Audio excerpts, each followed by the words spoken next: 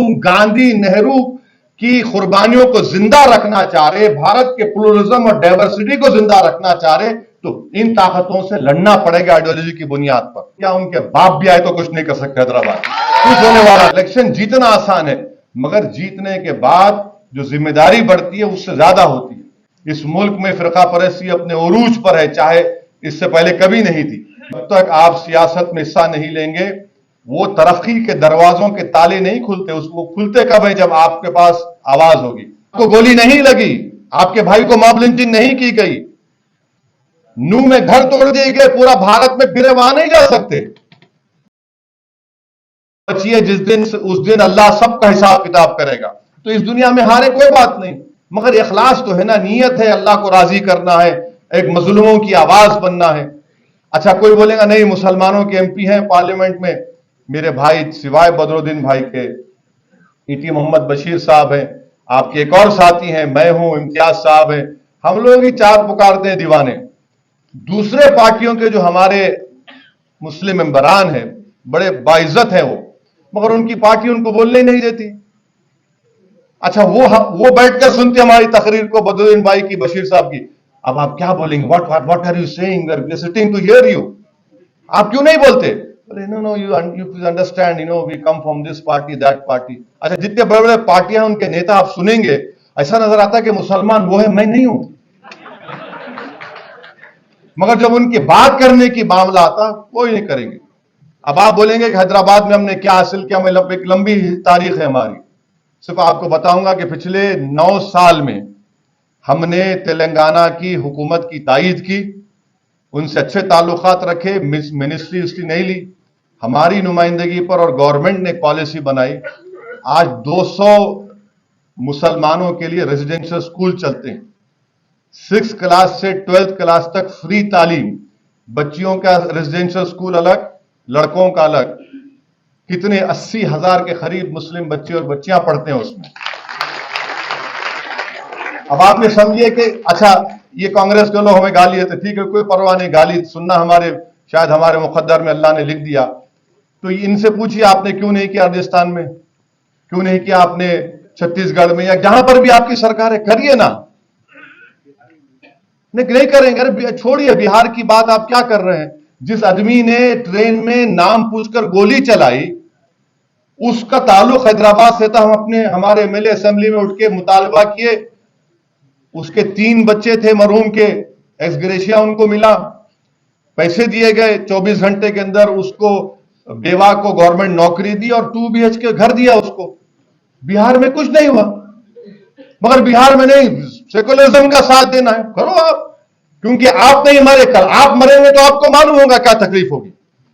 आपको अंदाजा नहीं है अभी, आपके पीठ पर लट नहीं पड़ी, आपको गोली नहीं लगी, आपके भाई को मॉब लिंचिंग नहीं की गई, नू में घर तोड़ दिए गए, पूरा भारत में फिरे वहां नहीं जा सकते वहां पे। अगर ये बात भी पसंद नहीं आई कि हमारे दोस्तों को बोले कि ये सब बातें क्यों कर रहे हो आप, वहां पे जाएंगे तो वहां का वोट नहीं मिलेगा। सवाल वोट लेने का नहीं है, सवाल अगर तुम गांधी नेहरू की कुर्बानियों को जिंदा रखना चाह रहे, भारत के प्लुरलिज्म और डाइवर्सिटी को जिंदा रखना चाह रहे, तो इन ताकतों से लड़ना पड़ेगा आइडियोलॉजी की बुनियाद पर।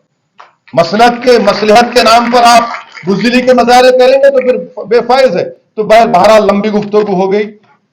मेरा यही कहना है कि सियासत में हिस्सा लीजिए। आप मुझे पसंद नहीं करते, कोई परवाह नहीं, मगर इलेक्शन लड़िए, लीडर बनिए, नेता बनिए, काबिल बनिए, आइए मैदान में। और जो खास तौर से जो हमारे पढ़े लिखे नौजवान लड़के लड़कियां हैं, आप ये पॉलिटिक्स से क्यों दूर हो रहे हैं? नहीं हमसे नहीं होता भाई, ये गंदगी है। अरे भाई, गंदगी को कौन साफ करेगा? फिर आपको ही साफ करना है ना। नहीं वो नहीं हो सकेगा भाई, बड़ा मुश्किल काम है। अरे भाई साहब, इस चीज में आपको आना पड़ेगा। जैसा अंग्रेजी कहावत है, you must take the bull by its horns.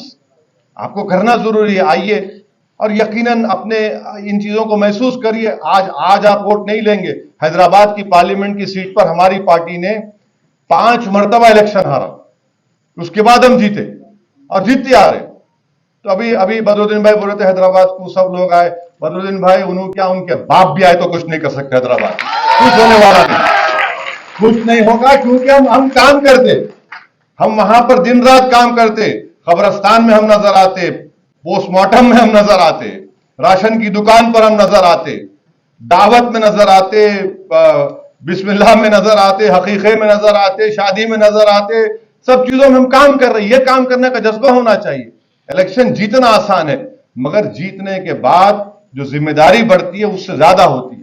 तो ये भी एक है। बहरहाल ये चीजें हैं। मैं रहमान साहब को मुबारकबाद देता हूं कि आपने एक बेहतरीन किताब लिखी, और अल्लाह से दुआ है कि आप लोग इस किताब को पढ़ें, इसको खरीदें, और खरीद के सिर्फ रख ना दें। अरे देखो भाई, पढ़ो उसको। आप दिन में 4-5 सफ़े पढ़िए, देखिए, महसूस करिए कि किस सिस्टमेटिक तरीके से आप लोगों को, मुसलमानों को बर्बाद किया गया है।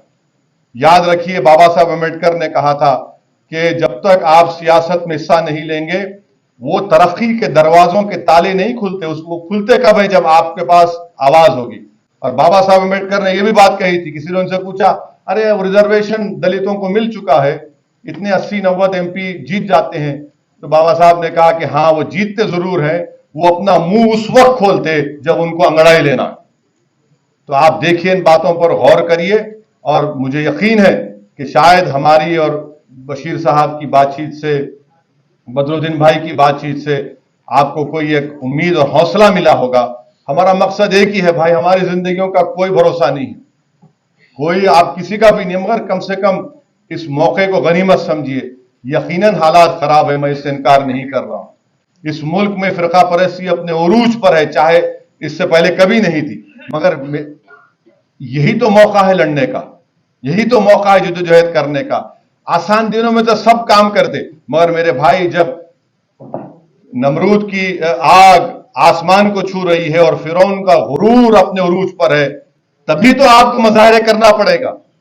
आज ही आपको मुजाहरे करना पड़ेगा, ताकि आप और हम जब इस दुनिया से चले जाएंगे तो लोग कम से कम बोलेंगे, भाई ये लोग पीछे नहीं हटे, ये अपनी बात पर अटल थे, कायम थे। तो आइए, अपनी सियासत में हिस्सा लीजिए।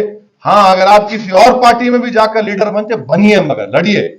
उस पार्टी में जाकर दरी मत बिछाइए, उस पार्टी में जाकर सिर्फ इफ्तार की दावत मत करिए, उस पार्टी की दावत में जाकर सिर्फ दरगाहों पर चादर मत पेश कीजिए। उस पार्टी में जाइए तो अपनी नेता बनिए, अपनी इज्जत को बरकरार रखिए, और बैठकर अपनी बात को करिए। ये आपको करना पड़ेगा। अगर आप नहीं करेंगे तो फिर आपको ही रोना पड़ेगा। ऐसी किताबें और लिखते जाएंगे तो शायद 10-5 साल के बाद एक और किताब आएगी। इकबाल अंसारी साहब ने किताब लिखी थी, 2004 में आई थी। आप उसका पार्ट 2 लिखें, शायद पार्ट 3 लिख देंगे। आज आप 26 आपके पास है, तो शायद कल 18 जीत कर आए। उसके बाद आपका नाम निशान भी ना रहे, और आप सिर्फ वोट डालते रहेंगे। और ये बात दिमाग से निकालिए कि नहीं, हमको इलेक्शन नहीं लड़ना है। इलेक्शन लड़ना है। इलेक्शन लड़ेंगे तो ही आपको जमहूरियत आपको वोट दे रही है। आप वोट नहीं डालेंगे, ये एक अजीब बात काबिल लोग हैं, पढ़े लिखे। No no no no, we must not contest elections, we must first work for social acceptance. अरे भाई, सोशल एक्सेप्टेंस 75 साल में नहीं हुआ तो क्या और 50 साल में होगा? सोशल एक्सेप्टेंस उस वक्त होता है जब आप ताकत दिखाएंगे, जब आप वोट लेंगे, चाहे 100 वोट क्यों ना हो। उनको मालूम होगा, अरे भाई आज 100 लिया, कल 1000 तक जाएगा। तो इसीलिए मेरी माफ करना, मुझे बोलने की बुरी आदत है, और बदरुद्दीन भाई ने खामखा मुझे तैश भी दिला दिया कि बोलेंगे, तो मौलाना में बोल दिया। तो बहरहाल आप तमाम से गुजारिश है कि आप हमारी इन बातों का गौर करिए, और अब्दुल रहमान साहब का और उनके तमाम टीम का मैं शुक्रिया अदा करता हूं कि उन्होंने